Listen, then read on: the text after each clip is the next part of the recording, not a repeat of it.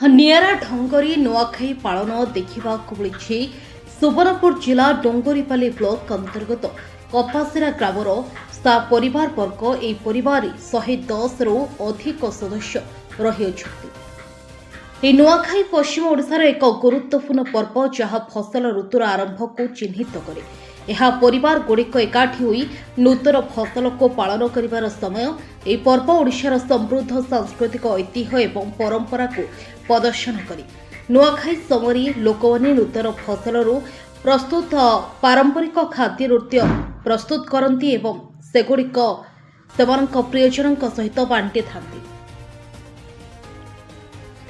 ଏହା ଏକ ଆନନ୍ଦଦାୟକ ଅବସର, ଯାହା ପାରିବାରିକ ବନ୍ଧନକୁ ମଜବୁତ କରେ ଏବଂ ପ୍ରକୃତିର ଦାନ ପ୍ରତି କୃତଜ୍ଞତା ପ୍ରକାଶ କରେ।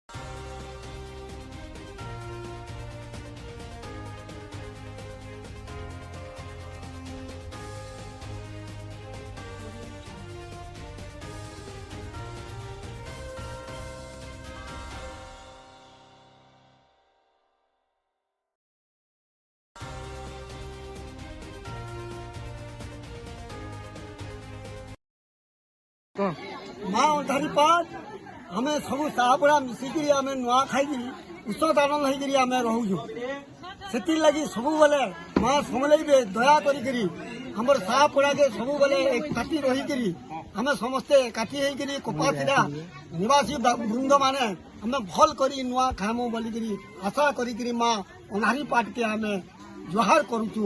माँ समलेई के जुहार करुचु।